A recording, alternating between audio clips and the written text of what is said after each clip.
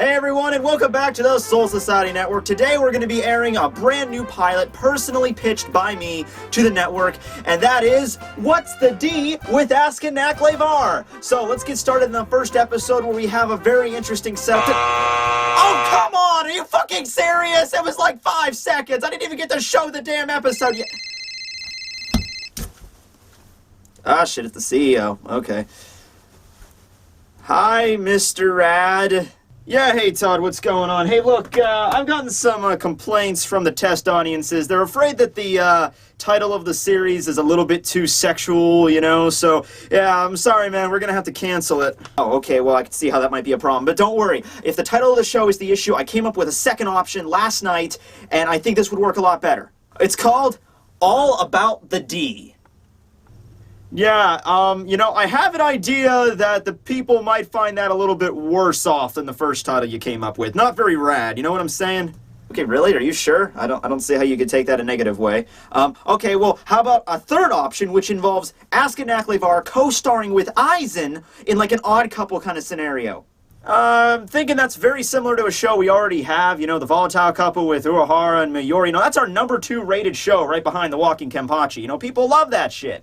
Oh, come on, that show's on its last leg and you know it. Well, be that as it may, we're not running the show, so, you know, you can kind of suck it. Oh, hey, no, wait, you can't do this to me, you fucking asshole! Ugh, hate dealing with that guy.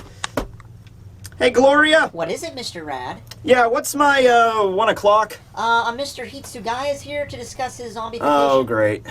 Well, this is always a joy.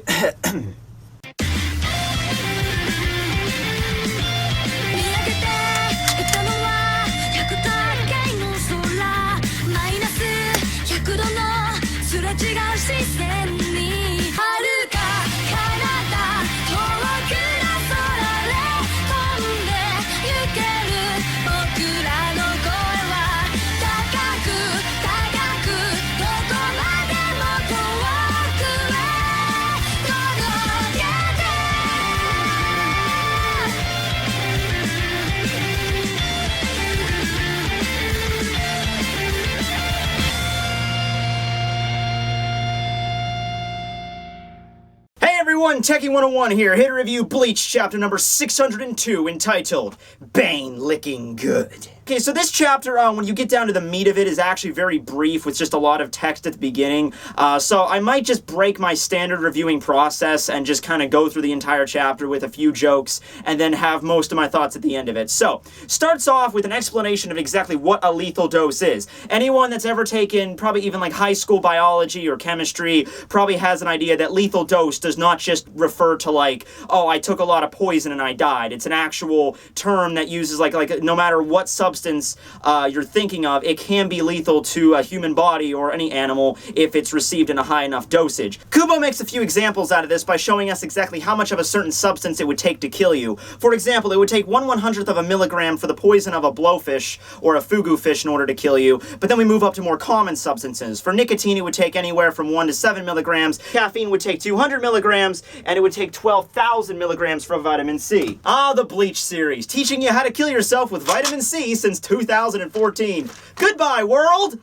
Okay, so I'm gonna just give you a basic understanding of this because honestly, this is not my area of expertise, you know, with biology and pre-farm and everything. I'm not really, you know, that knowledgeable about that. I took a couple classes with it in college, and I'm aware of the, you know, the median lethal dose amount concept because I learned about it a couple times, but it's nothing I really, you know, paid much attention to. And the idea behind it is that you can't just set a number that will kill you for every single substance because, you know, there's a lot of variables here, like how big is the subject, how is it introduced to their body, is it just introduced in trace amounts, is it swallowed, is it, you know, permeate through the skin, you know, there's a bunch of different variables that have to take in so that you can't have a constant, you know, lethal dose of vitamin C that applies for every single animal on the planet. So that's why there's this median amount, but apparently from what I've read, Kubo really butchered this concept. If you want to read into it more, just do some research. research on it, because honestly, I can't really help you that much. Anyway, moving beyond the science lesson for the day, we cut over to Askenaklevar staring down Nemea, and he states that my script is the letter D. The name of my ability is the death dealing. He goes on to explain that how it functions is he's able to lower the lethal dosage amount of a certain substance within the human body, and he's done so to Nemea. How exactly he's done this, I have no idea, because he had really no physical contact with Nemea. I'm going to go on with the idea that when he confronted Mayuri back in chapter, I think it was 547, I think it was the first chapter after the break, you know, Mayuri was saying like, oh, I'm ready to fight you, and it's a good thing that I didn't get sucked into your territory, and that's why Asken just kind of leaves. So maybe that's how it works, like a certain area or perimeter around Asken, he can inflict the death dealing upon them. But anyway, we get the title page, and then Nemea falls to the ground, and he states that, well, using my power, I lowered the lethal dosage required of your blood in your system. Therefore, he basically turned all of Nemaya's blood toxic. Now, and, you know, I have my own problems with this, but we'll get to that at the end. Anyway, Asken then proceeds to pull out his bow and arrow from the bracelets he has on his arm, which that's what they were for. I was kind of disappointed by that because, you know, we saw him in his first introduction, and he had all these, like, things on his arms, and I was just like, whoa, that's going to be cool later on. Maybe that has something to do with his power or something, but no, it's just, I guess the little circles are each, like, little segments of his bow that he pulls out for his highly profile, so I guess that's all that they're for, but whatever. Anyway, after explaining this power to Nemea in typical Bleach fashion, he decides to come up with a very simple explanation. Just sever some major arteries to let the blood flow out.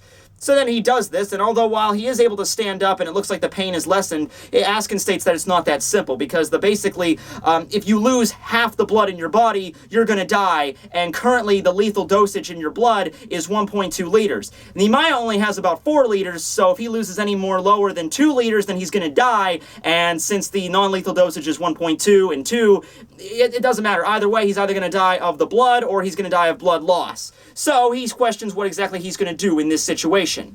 Tenjiro, my main man! In which case, Korinji finally does something useful this entire time, instead of just hanging back, you know, watching everything. I mean, you can argue that Shutara wasn't really doing much of anything either, because maybe that was like a clone she was using, but she still had to set up all of her little minions, and she still had to set up, like, the fake, you know, surrounding the fake Soul Pal, so she still did a little bit of something, even though her clone was the one that did all the actual, you know, confronting with the Elite Stern Ritters. But Korinji, you know, tried to attack Ywach, his attack didn't work, and he's just like, okay, shit, just gonna hang back here with my paddle and just, you know, watch what you guys are doing. But anyway, he releases his blood red bath water onto Nemea, and while Nemea states that although they saw the water earlier whenever Korinji used it the first time, that was the white bath, which squeezed out Ryatsu and blood. The red bath, as we're already aware, except he's just explaining this to Yuha and his band to, you know, make them understand what the blood does, what the water does, because they need to know this. Even though we already do, so there's no reason why Nemea should state this at all, because the audience, the readers, already know what it does. But yeah, the red bath replenishes the blood in the human body. Okay, so next up in the chapter, we have a scene that... Oh, hold on a second. Oh, okay, right, alright. Sorry everyone, I kind of promised I'd do this for somebody, so... Hi, Allie! Please notice me! Okay, so continuing. Now, this was a little bit more complicated when Korinji was explaining it to Ichigo and Renji. You know, he was explaining, like, if you spend too much time in this bath, you're gonna die. You spend too much time in this bath, you're gonna die. You have to switch back in between them at regular intervals, or you know, your body's gonna explode or something. And here, it's just like, oh yeah, Nemaya's getting bathed in the blood, and Asken gets hit by the water. I mean, he looks like he's trying to avoid it, but it's freaking water. You can't exactly just, you know, avoid every single drop, so there seems to be no negative effects, and then the water just seems to vanish afterwards. But anyway, after this, Nemea has all of his blood, you know, restored from what he just cut, and of course, I guess that nullifies his death-dealing ability. We'll get to that in a second. And then we cut to a typical white page completely filled with Nemea slicing down Asken, and then he falls to the ground stating that, oh wow, you were lethal, huh? After that, Nemea turns around and states, okay, this time for sure. Come on out, YH. Come and get some. Oh yeah, this is gonna be so intense, or maybe not, I don't even freaking know anymore. Okay, so, couple of things with this.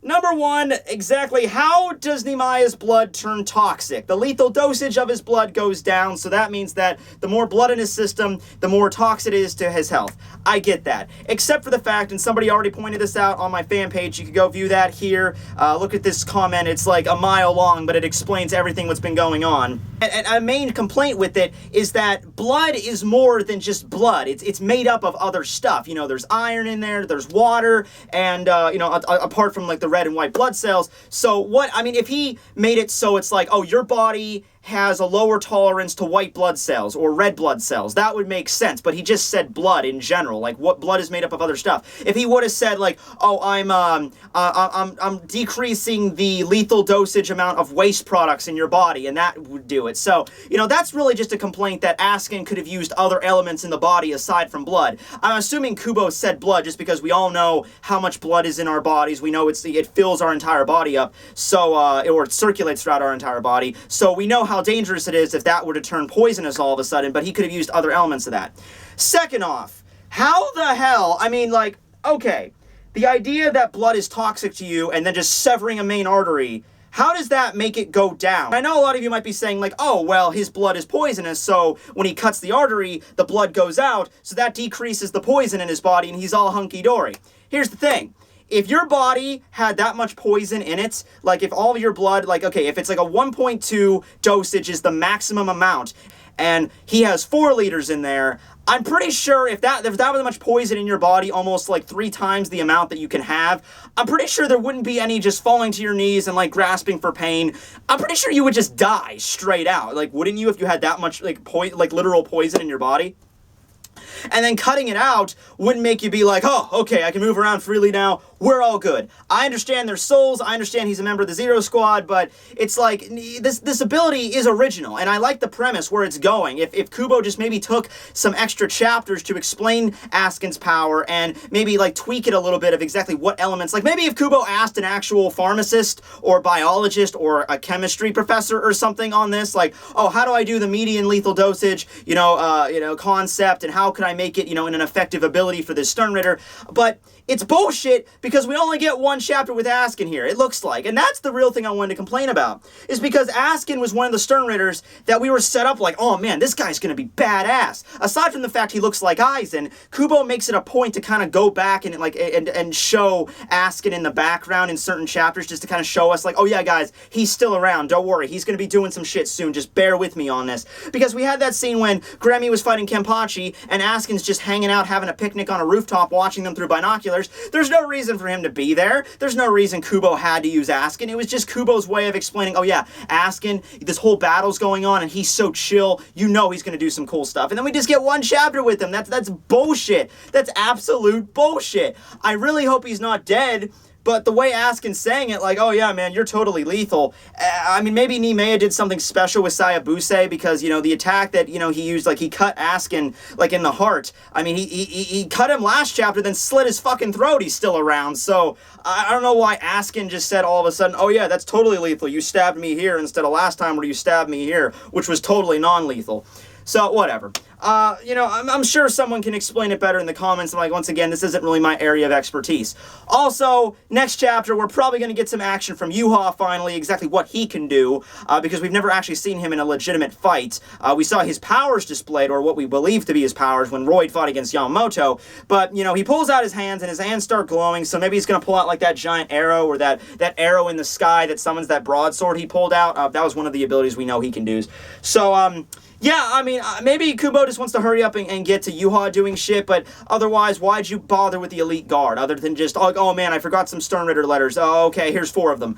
I think the main problem with this, because I've heard some people complaining about how the Zero Squad are kicking too much ass, the Elite Squad looks like shit, and the Elite Squad are getting, like back when the fake, Zero Squad was fighting against them, it was like, oh, the Elite Squad's kicking too much ass. And I think the main problem with this is, we know so little about both organizations. The Elite Squad of the Stern Ritter just showed up. Like, we had no idea, like, is Harold Valkyrie a badass? I guess he's a badass, but you have to show, don't tell, So, I don't think he's dead yet. I don't think Perdina's dead yet. I'm on the fence about Askin. Lily's probably dead.